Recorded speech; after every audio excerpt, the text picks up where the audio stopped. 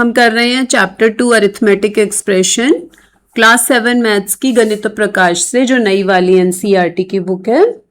आज हम करेंगे figure it out page number 41 और 42 पे जो गिवन है। क्वेश्चन नंबर 1 देखते हैं, fill in the blanks with numbers and boxes by signs. तो हमें नंबर्स और साइंस को फिल करना है so that the expression on both sides are equal. A part देखते हैं, 3 into 6 plus 7 is equal to 3 into 6 plus 3 into 7। तो यहाँ पे कौन सी प्रॉपर्टी यूज हो रही है बच्चों? डिस्ट्रीब्यूटिव प्रॉपर्टी यूज हो रही है।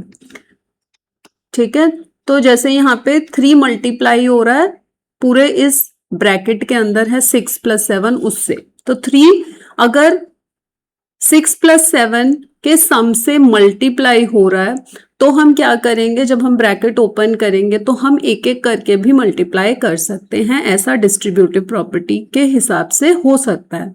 जैसे कि हम पहले 3 को 6 से मल्टीप्लाई करेंगे, फिर 3 को हम 7 से मल्टीप्लाई करेंगे और यहाँ पे 6 और 7 के बीच में प्लस साइन है तो हम इनको भी ऐड कर देंगे। ठीक है, तो फर्स्ट आपका किया हुआ है, यहाँ पे आपको कुछ भी फिल नहीं करना है। बी पार्ट में भी किया हुआ है 8 प्लस 3 इंटू 4। अब यहाँ पे 3 इधर था, पहले लेफ्ट हैंड साइड में था, अब यहाँ पे जो मल्टीप्लाई हो रहा है वो राइट हैंड साइड में आ गया, यानी कि ब्रैकेट के बाहर आ गया, उससे कोई फर्क नहीं पड़ता है। ठीक है, तो 8 plus 3 is getting multiplied by 4। तो अब इस 4 को आप पहले 8 से मल्टीप्लाई करेंगे तो 8 इंटू 4, फिर उसी 4 को आप 3 से मल्टीप्लाई करेंगे तो आ गया 3 इंटू 4। तो ये 2 एग्जाम्पल ऑलरेडी करे हुए हैं, बाकी हम फिल करते हैं। देखते हैं 3 इंटू 5 प्लस 8। तो पहले 3 5 से मल्टीप्लाई होगा जो कि गिवन है, फिर 3 8 से मल्टीप्लाई होगा और इन दोनों के बीच में, क्योंकि यहाँ पे ये देख रहे हैं प्लस साइन है, तो यहाँ पे सम्स के बीच में भी प्लस साइन आएगा। डी पार्ट देखते हैं, 9 प्लस 2 इंटू 4।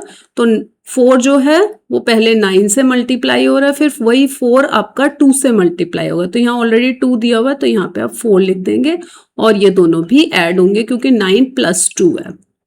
ठीक है, अगर 9 माइनस 2 होता तो यहाँ पे भी माइनस साइन आता। ई पार्ट देखते हैं, 3 into dash plus 4 is equal to 3 into, अब यहाँ पे कुछ भी आप लिख सकते हैं अपनी मर्जी से। मान लीजिए हम लिख देते हैं 5, तो यहाँ पे आ जाएगा 3 इंटू 5, ये पहली टर्म हो गई, प्लस 3 इंटू 4। ठीक है, एफ पार्ट में देखो, dash plus 6 into 4 is equal to 13 into 4। तो यानी कि 4 जो है वो दोनों से मल्टीप्लाई होगा, इधर जो आएगा उससे भी और इधर जो आएगा उससे भी। तो यहाँ पे आपको पहली टर्म दी हुई है 13 इंटू 4, क्योंकि यहाँ पे 13 नहीं दिया हुआ है तो हम लिख लेंगे 13। तो पहले हमने लिख लिया 13 और फिर हम लिखेंगे, फिर 4 किससे मल्टीप्लाई हो रहा है? 6 से, तो हम लिख लेंगे 6 इंटू 4। ठीक है बच्चों, आई होप समझ आ रहा होगा आपको। जी पार्ट, 3 इंटू 5 प्लस 3 इंटू 2। तो 3 दोनों में है तो 3 हमने बाहर लिख लिया 3 इंटू, और अंदर आ जाएगा 5 प्लस 2। ठीक है, नेक्स्ट में हम देखेंगे dash plus dash into dash is equal to 2 into 4 plus 3 into 4। 4 दोनों में है तो 4 बाहर आएगा और ब्रैकेट के अंदर आएगा 2 प्लस 3। नेक्स्ट है 5 इंटू 9 माइनस 2। अब सब्ट्रैक्शन वाले आ गए, ब्रैकेट के अंदर देखो 9 माइनस 2 है तो यहाँ पे भी आ जाएगा 5 इंटू 9 माइनस 5 इंटू 2। ठीक है, माइनस साइन आ जाएगा यहाँ। जे पार्ट, 5 माइनस 2 इंटू 7, तो 5 इंटू 7 माइनस 2 इंटू 7। ठीक है, तो डिस्ट्रीब्यूटिव प्रॉपर्टी जो होती है मल्टीप्लिकेशन की, वो ओवर एडिशन भी होती है और ओवर सब्ट्रैक्शन भी होती है। यहाँ पे 9 माइनस 2 ओवर सब्ट्रैक्शन भी हो रही है। 5 इंटू 8 माइनस 3, तो 5 इंटू 8 माइनस 5 इंटू 3 हो गया। 8 माइनस 3 इंटू 7, तो 8 इंटू 7 माइनस 3 इंटू 7 हो गया।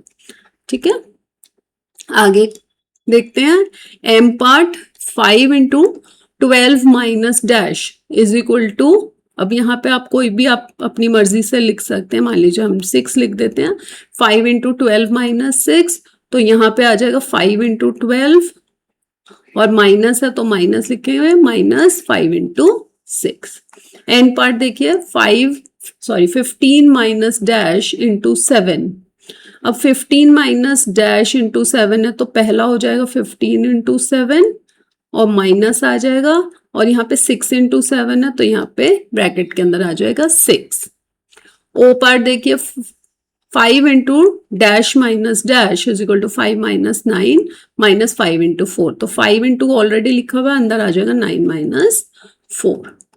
पी देखेंगे 17 मल्टीप्लाई बाय 7 माइनस 9 इंटू 7, तो 7 आ गया बाहर, अंदर आ गया 17 minus 9।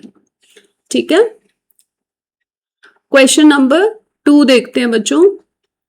In the boxes below fill less than, greater than और इक्वलिटी साइन, तो ये वाले आपको साइन करने हैं after analysing the expression on the LHS and RHS। Use reasoning, तो आपको reasoning and understanding of terms use करना है और ब्रैकेट्स की अंडरस्टैंडिंग यूज करनी है, एंड नॉट बाय इवेल्युएटिंग, तो एक्चुअली में इवेल्युएट नहीं करना, अपनी अंडरस्टैंडिंग और रीजनिंग से आपको ये करना है। तो ए पार्ट देखते हैं। 8 माइनस 3 इंटू 29 इज, अब आपको यहाँ फिल करना है कि 3 माइनस 8 इंटू 29। अब यहाँ अगर हम LHS देखेंगे 8 माइनस 3 कितना होता है, ये हो जाता है 5 इंटू 29, और अगर हम RHS देखेंगे तो ये हो जाएगा 3 माइनस 8 यानी माइनस 5 इंटू 29। तो कौन सा बड़ा होगा, यहाँ पे तो ये पॉजिटिव का आ जाएगा, ये नेगेटिव का आ जाएगा, तो ऑफकोर्स पॉजिटिव वाला बड़ा होता है, तो LHS वाला एक्सप्रेशन विल बी ग्रेटर। देखते हैं बी पार्ट में LHS वाला है 15 प्लस 9 इंटू 18 और RHS में है 15 प्लस 9 इंटू 18। तो कंपेयर कर लेते हैं। अगर हम LHS लें तो सबसे पहले बॉडमास के हिसाब से हम 9 इंटू 18 करेंगे, सो 9 इंटू 18 है और उसमें हम जस्ट ऐड कर रहे हैं 15। लेकिन अगर हम RHS लें तो यहाँ पे 15 प्लस 9 हो गया आपका 24 इंटू 18, तो कौन सा बड़ा होगा, 9 टाइम्स 18 या 24 टाइम्स 18? ऑफकोर्स 24 टाइम्स 18 होगा। 9 टाइम्स 18 काफी छोटा है और उसमें हम जस्ट 15 ऐड करें, so that is not going to make much of a difference, so this will be larger. ठीक है, सी पार्ट देखते हैं बच्चों। सी पार्ट है आपका LHS देखते हैं, यहाँ पे है 23 इंटू 17 माइनस 9। अगर हम इसे एक्सपैंड करेंगे डिस्ट्रीब्यूटिव प्रॉपर्टी के हिसाब से तो ये होगा 23 इंटू 17 माइनस 23 इंटू 9। तो यहाँ पे 17 23 से मल्टीप्लाई हो रहा है और 9 भी हो रहा है, उन दोनों का हम डिफरेंस ले रहे हैं। जबकि हम RHS देखेंगे तो यहाँ पे ये मल्टीप्लाई हो रहा है और सेम ही मल्टीप्लाई हो रहे हैं, बट यहाँ पे ये ऐड हो रहा है, तो ऑफ कोर्स जहां ऐड हो रहा है वो ही बड़ा होगा। ठीक है, तो बी और सी हो गए। डी पार्ट देखते हैं। 34 माइनस 28 इंटू 42 और इधर है 34 इंटू 42 माइनस 28 इंटू 42, तो ये दोनों ही एक बराबर ही है क्योंकि डिस्ट्रीब्यूटिव लगा के जस्ट एक्सपैंड कर दिया गया है। ठीक है, तो इक्वालिटी साइन आएगा। क्वेश्चन नंबर 3 देखते हैं। Here is one way to make 14, तो 14 बनाने का एक तरीका दिया हुआ है 2 इंटू ब्रैकेट में 1 plus 6 is equal to 14। Are there other ways of getting 14? Fill them out below. तो हम देखते हैं कि 2 into 1 plus 6 is equal to 14, ये एक तरीका दिया हुआ है, और अब हमें अलग और तरीके अदर वेज ऑफ गेटिंग 14 लिखने हैं इन 4 तरीके से। तो अगर हम देखें कि 14 को हम फैक्टराइज करें तो 14 इज इक्वल टू 2 इंटू 7 होता है। ठीक है ना, तो एक तरीका तो ये है कि हम 2 को बाहर लिख लें। ठीक है, 2 को बाहर लिख लें और अंदर 7 को ब्रेक करके लिख लें। जैसे कि 7 को हम यहाँ पे लिखा 1 प्लस 6, हम लिख सकते हैं 2 प्लस 5। ठीक है, फिर से 2 को बाहर लिख दें और 2 प्लस 5 की जगह अब लिख देंगे हम 5 प्लस 2। और क्या कर सकते हैं, 2 इंटू 7 को एक अलग तरीके से ब्रेक कर दें 3 प्लस 4 और यहाँ पे आ जाएगा 4 प्लस 3। तो ये 4 तरीके से हम लिख सकते हैं। क्वेश्चन नंबर 5 देखते हैं। Find out the sum of the numbers given in each picture below in at least 2 different ways. तो कम से कम 2 डिफरेंट वेज में हमें इन पिक्चर्स में जो नंबर्स दिए हैं उनका सम फाइंड आउट करना है। Describe how you solved it through expressions. So expression लिख के और फिर हमें सॉल्व करना है। तो हम सबसे पहले ये वाली पिक्चर देखते हैं। इसमें हम क्या कर सकते हैं, फर्स्ट वे हम लिख सकते हैं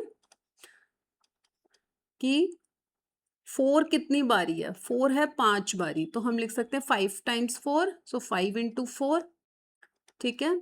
और प्लस 4 टाइम्स 8 है तो उसको लिख सकते हैं 4 टाइम्स 8, ठीक है। तो ये हमारा एक एक्सप्रेशन बन सकता है 5 इंटू 4 प्लस 4 इंटू 8। और इसे सॉल्व करने के लिए पहले हम 5 इंटू 4 करेंगे 20 प्लस 4 इंटू 8 32, तो सम आ जाएगा हमारा 52, ठीक है। अब इसी को हम एक और तरीके से भी कर सकते हैं। सेकंड वे क्या हो सकता है कि हम पेयरिंग कर लें 4 और 8 की, एक 4 और एक 8, ठीक है।